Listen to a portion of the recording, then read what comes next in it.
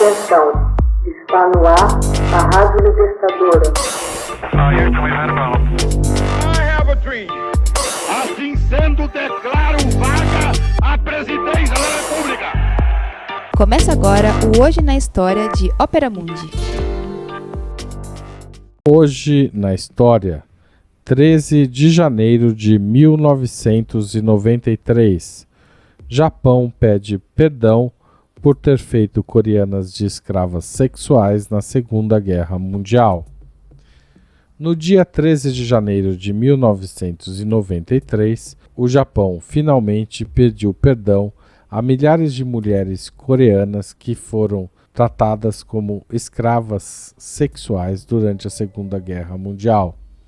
Indonésia e China foram outros países cujas mulheres foram sexualmente escravizadas pelos japoneses. A expressão Yampu, mulheres de conforto, ou Jongun Yampu, mulheres de conforto militar, foram eufemismos utilizados pelos japoneses para se referir às jovens que trabalhavam em bordéis militares em países ocupados pelo Japão. Muitas dessas mulheres foram recrutadas à força pelo exército japonês ou foram cooptadas através de fraude. Essas mulheres se consideravam vítimas de agressão sexual e escravidão sexual. Em 12 de janeiro de 1993, o historiador Yoshiaki Yoshimi publicou um texto baseado em sua pesquisa nos arquivos do Instituto Nacional para Estudos de Defesa japonês. Ele afirmou que havia um vínculo direto entre instituições imperiais como o Koa-in e os postos de conforto. A divulgação desta informação pela imprensa japonesa causou sensação e forçou o governo japonês a reconhecer alguns dos fatos no mesmo dia. Em 17 de janeiro, o primeiro-ministro Kiichi Miyazawa apresentou desculpas formais pelo sofrimento das vítimas durante uma viagem à Coreia do Sul.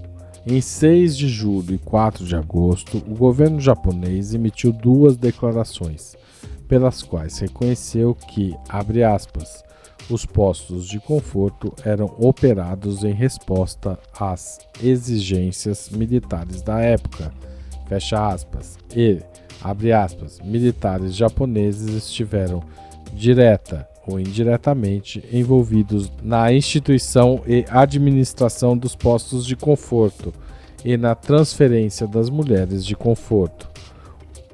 O governo japonês também reconheceu que as mulheres eram recrutadas em muitos casos contra sua vontade através de engodo e coação. A controvérsia ressurgiu em 1º de março de 2007, quando o primeiro-ministro Shinzo Abe mencionou sugestões da Câmara de Representantes dos Estados Unidos no sentido de que o governo japonês se desculpasse e reconhecesse o papel dos militares do Japão imperial na escravidão sexual durante a guerra. Shinzo Abe negou que isso se aplicasse aos postos de conforto. Porém, um editorial do jornal The New York Times, de 6 de março, afirmou, abre aspas, não se tratava de bordéis comerciais. A força, explícita e implícita, era usada no recrutamento destas mulheres. O que acontecia lá dentro era estupro em série, não prostituição. O envolvimento do exército japonês está documentado nos próprios arquivos governamentais do Ministério da Defesa. No mesmo dia do editorial do New York Times, o veterano de guerra Yasushi Kaneko admitiu ao The Washington Post, abre aspas, as mulheres gritavam, mas não nos importava se elas viviam ou morriam. Éramos soldados do imperador. Fosse nos bordéis militares ou nas aldeias, nós estuprávamos sem hesitação, fecha aspas.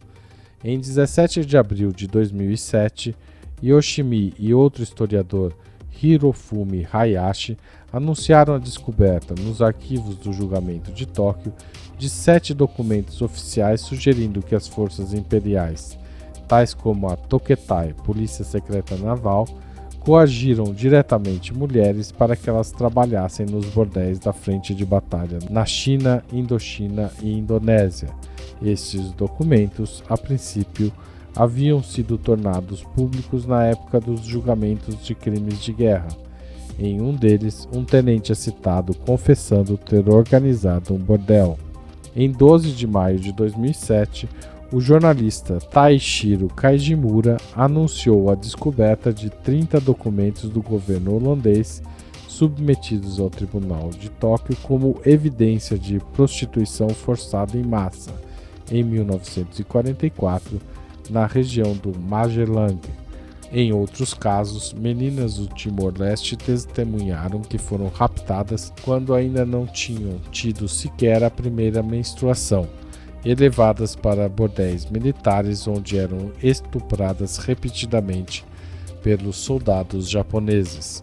Uma mulher de conforto indonésio-holandesa, Jan-Ruf O'Hearn, disse que havia sido estuprada pelos soldados japoneses dia e noite ao longo de 3 meses quando tinha 21 anos.